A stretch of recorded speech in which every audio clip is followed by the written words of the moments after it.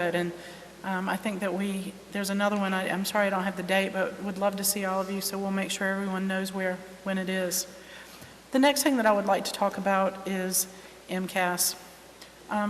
The scores came out on Friday. We had them for a few weeks, but it's called that they are embargoed. And until Friday, we're not really allowed to share that data. There's some things where you're making sure that they're right, that they have all of our students. They hit the newspaper on Saturday before we really had a chance to talk to anyone about them. The numbers that you see when you see them in the newspaper are hard numbers. They're real. They're what they are. They're where our scores are. But the numbers don't always tell the story of where we are in terms of progress. So in 2 weeks, I would like to give a report on our MCAS numbers and what they mean to Southbridge. That's not to say that this is going to be a dog and pony show to say that everything is fantastic, because it's not. You know that, I know that. When you look at numbers, they don't lie. But when you look at numbers over the past few years, you start to see a picture of it. Today we had our district leadership team meeting, and the principals and the directors who were in this meeting were, I'm not even sure of what the right word to use, but we went through a presentation, much of it that I did send to school committee this weekend, and we were saddened. We were saddened by the scores and by the progress that this district has made, because there's some fantastic teachers here.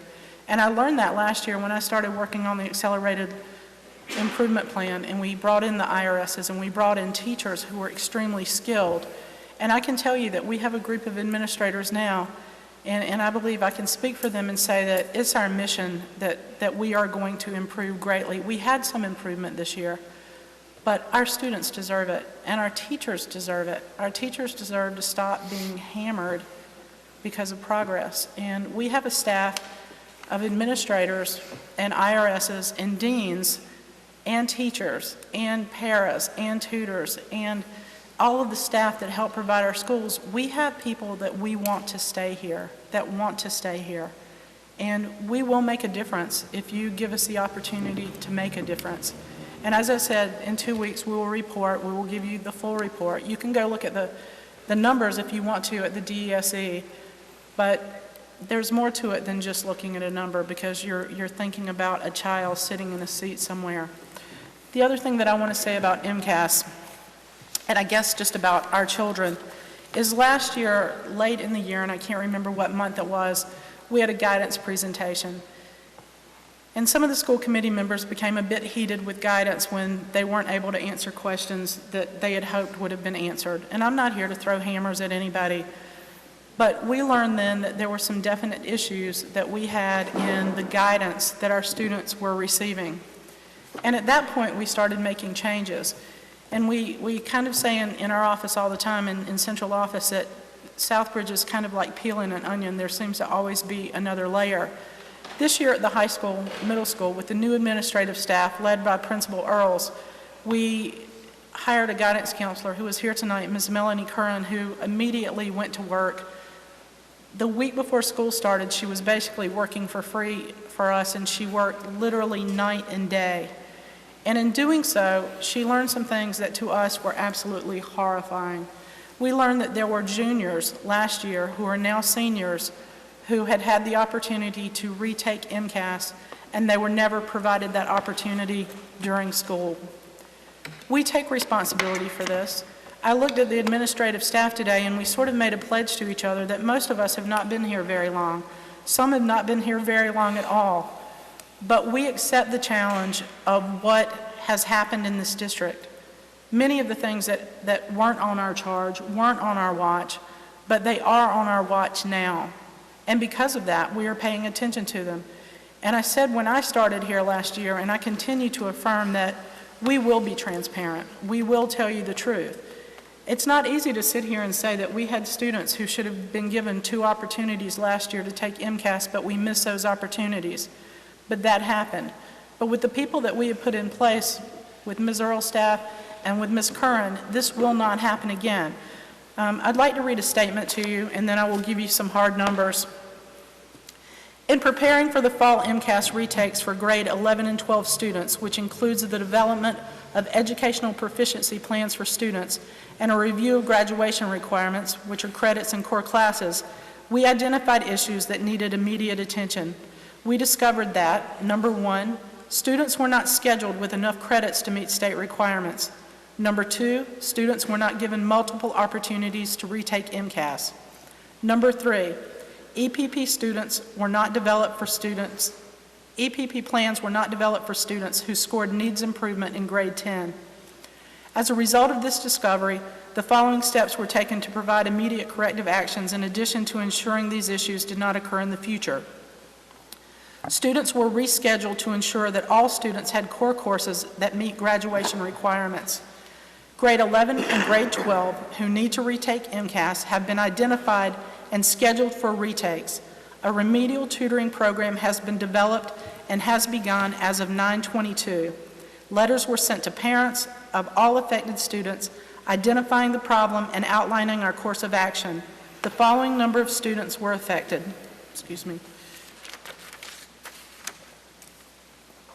In grade 12, we have 105 students. Of those 105 students, 43 students have passed all 3 sections of MCAS. 24 students require only an EPP to be written. Pardon me. 38 students need to retake 1 to 3 parts of the MCAS test and need EPPs in other subjects. In grade 11, we have 145 students. They will have their 2 opportunities this year to retake MCAS if it's within their right or if they follow an EPP. Currently, we have 58 students who have passed all 3. We have 37 students who require only an EPP and 50 students who need to take 1 to 3 parts of the MCAS and, depending on their success, an EPP. Students should have been placed on EPPs last school year after scoring between a 220 to a 238 on the math and/or ELA MCAS. Remediation for these students included schedule changes designed to address deficiencies, weaknesses, and improve scholastic performance. EPPs are being written by the department heads of ELA and math. Under the supervision of the building principal, director of pupil personnel services, and guidance at the middle high school, work is ongoing which aligns state and local data systems to ensure accurate identification of students requiring either retakes or the EPPs. And I don't know if you have any questions. Does anybody have any questions for Ms. Gardner? Could you just explain for the public what an EPP is? I can. I'm sorry, my allergies are kind of kicking in tonight. An EPP, as I said, is an educational proficiency plan. What an EPP does is if a student falls in the range of 220 to 238, 240 is a passing score on MCAS. If they fall within that range, they can retake either the math or an ELA core curriculum course, and if they pass that course, they do not have to retake an MCAS. So it's not the days of you absolutely cannot graduate if you never pass an MCAS course. If you fall below that, those are our retakers. So if you fall within that, an EPP can help you get a real diploma, not just a certificate of attendance. Does anybody have any questions for the superintendent on this? I do. Do we know how many students are going to take advantage of the after-school tutoring? They started on Monday. I do not have a number. Ms. Curran is here. I'm not trying to put her on the spot. I don't know. I know that we have 3 sections of math and 2 sections of ELA, but I do not know how. Ms. Curran, do you have an idea? Can you come up?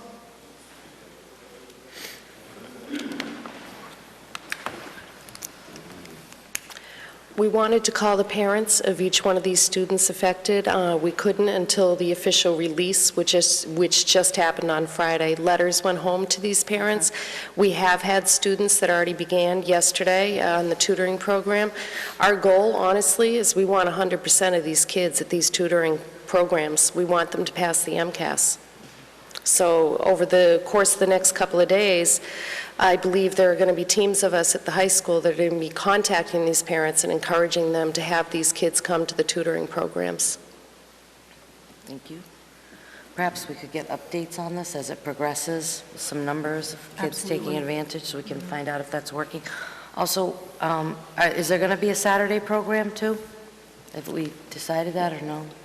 We are working on a Saturday program. I believe we are thinking for the spring for that, but Ms. I Curran? believe that was for the biology that we were going to try the Saturday one for. Okay. We thought we'd get more kids coming in, you know, when it's not nice weather type of thing. So I think, if I'm wrong, Superintendent, was it Tuesday through Thursday? Monday through Correct. Thursday, we were going to run the sessions. Right. And that's why we started yesterday. Right. And we're looking at the biology being held in later winter or earlier spring, and it would probably be held at Cole Avenue where it's easier for students to get to. And I don't want to monopolize the conversation here, but busing or after, like how long do the sessions go? And then are they able to take one of the later buses, or are we going to organize some sort of transportation? The sessions are, for the after-school sessions that are ongoing right now, they're for 1 hour, like we said, 4 days a week. Some of the children might only have to take the math portion of it because maybe they passed the ELA or they have an EPP in place for the ELA. So they do take the after-school buses home. Thank you. Anybody else? No. Mrs. Donovan? Thank you. I just wanted to make a comment. This is the first time that the public has heard this information. This is not the first time that school committee has heard this information. And sadly, the way that I met you was as a result of this, and how Yes. tragic that is. I was so angry when I got this news. Completely unacceptable. Because at the end of the day, who is it about? It's about the kids that need to make a life for themselves. It's about the kids that need to graduate. It's about the kids that need to pass a test. And here we are again. And I am not one for pointing fingers. I'll take responsibility. I'm sitting up here so people can look at me and say, Donovan, it came under your watch. Okay, it did. Absolutely. But I am furious about it. I'm deeply saddened by it, and I'm troubled by it. But the one great thing that I took away from this is that the day that I was in the superintendent's office and this news came down, immediately, and I mean immediately, Pat Gardner, Cheryl Stanton, you, Ms. Curran, and Melissa Earls, within seconds, were at that table figuring out how we're going to make this happen. The whiteboard came out, the dry erasers came out, the schedules came out, anything that you had at your fingertips came out to come up with a solution. And it took a week to get this into place. And I commend you for that, and I thank you for that, because if this error had not been found, what would have happened? I don't even know the answer to that question. And I have faith that the people that are now seeing to this, that this A gets addressed, B gets rectified, I have faith that it won't happen again. And I have faith. I hope that nobody lets me down and makes me eat my words somewhere down the road. We can't keep doing this to these kids. They only get one shot. So it's a kick in the gut, and I'm very saddened by it, but I wanted to thank you personally, from me, personally, Kara Donovan, mother, school committee member, for finding it, for being the whistleblower, and for fixing it. And to Ms. Gardner and to Ms. Stanton as well. Thank you, sincerely. Thank you. Thank you. I appreciate it. And this is not going to happen again, and that's how come we were all at that meeting. And once we figured it out, I mean, it was pretty instantaneous that the news was shared with the key people, and we went right to work in finding solutions for this. Thank you. Anybody else?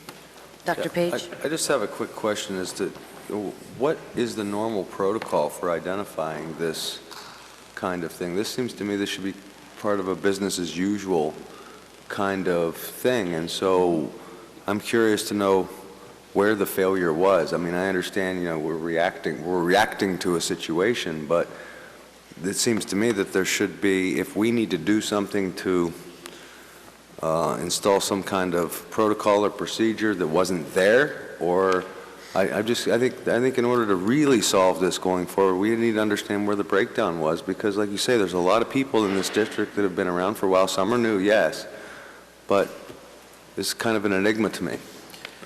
If I might, the protocols and procedures are there, and this is going to sound harsh, and I don't know any other way to say it. Something that I learned from Superintendent Nimberco was, he said we hire people for judgment. MCAS, if you follow the guide, is very, very easy, to the point of it says read here. It says put it in this order.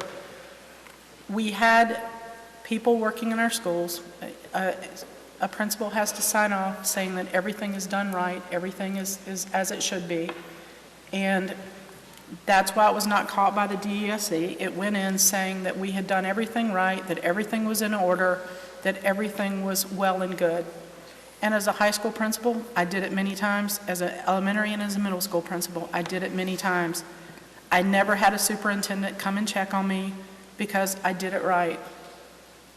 And I guess in looking back, and I've told this administration many times, they're going to suffer for the sins of others, because I hover over them and I check on them and check to see where they are and what they're doing. And it's not because they're not fantastic, it's because they are. But the bottom line, once again, is that nobody was watching. But in this case, people were not honest. And I know that there are people out there that this is going to hurt their feelings or make them angry, but people were not honest. They signed and said that something had been done. Quite frankly, I was at the high school, middle school, I think it was yesterday, today is only Tuesday, and we were looking to just do some double checking, and there are records in MCAS that you should keep for years, and we could not find those records. And moving forward, you know, everything will be done right. And again, that's a pledge, and I understand that if you live in Southbridge and you're a parent, you have heard this and heard this and heard this. And I am asking you, and I am telling you that with the administrative staff that you have now, with the principals you have, with the people that we have in central office, we know that now is the time. I mean, we can't go any longer. We could have not told anybody about this, and we could have swept it under the rug, and children would have suffered, and we could have done exactly what we're doing, and we didn't have to be this forthcoming. But that's not who we want to be, and it's not how we want to run things. And that's an excellent question, and that's an honest answer. Thank you. Thank you. Anybody else? Thank you. Did you have something else? I have a number of other things. Yes, please. Because of this, and yet because of another thing that's not quite MCAS, but it's because of scheduling, we have learned, and I've received many emails from parents, and I've emailed them back explaining as much as I could of where we were. And having been at the high school, middle school, and having just a week or so ago watched a physical education class go out to the fields, I have learned that in social studies, English, and physical education, we are incredibly overcrowded in those classes. What we learned in social studies, and again, something I believe that Ms. Curran is responsible for in a very good way, is that a couple of years ago, Mass Common Core changed to where students had to take another social studies, and just the route to a high school graduation had changed. And the scheduling for this year for our juniors and seniors had not been done properly.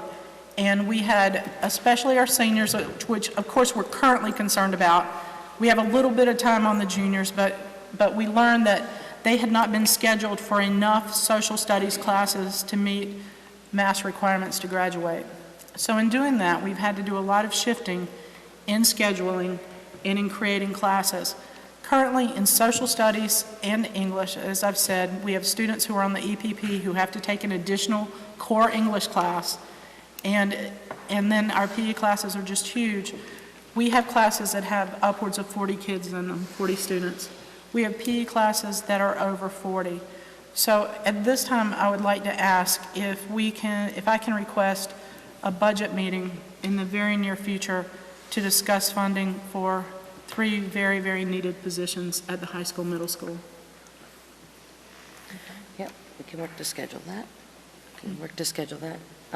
I think that is extremely important. I've heard those same complaints and concerns, and sometimes you hear things like, well, it is what it is, it's set for the year.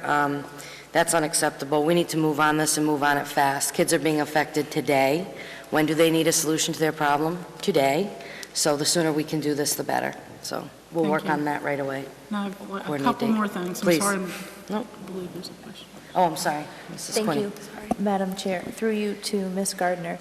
Regarding the Common Core change in requirements, I do recall getting a form from the middle high school saying what the new requirements were.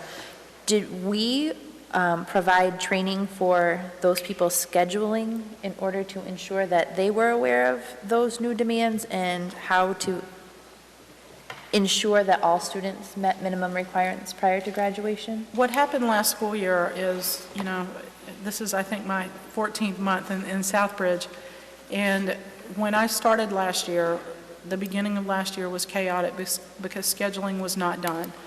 What we did this past spring was we worked heavily on the program of study to bring it up to where it could actually carry the Mass Common Core. And when we were doing that, we realized that, I hate to say the word no one, but no one that I talked to at the high school, middle school, had seen the grid. And so we made sure that that went into the new program of studies and into the handbook so that when students were being scheduled this year, it was there. And I know that Ms. Curran herself has met with almost every student to go over it and to fill out that grid. It's an easy grid that when a student starts ninth grade, you start filling it in so they don't get left behind somewhere, so they can be very proactive. Parents who look online at the program of study or the student handbook can find that grid, and it was not in before. Prior to my being here, I don't know if they followed it or not. I would say by looking at scheduling and the catching up that we're having to do with classes, it was not done. Thank you. I have a couple more things. Okay, continue. Okay. My third thing, or my 15th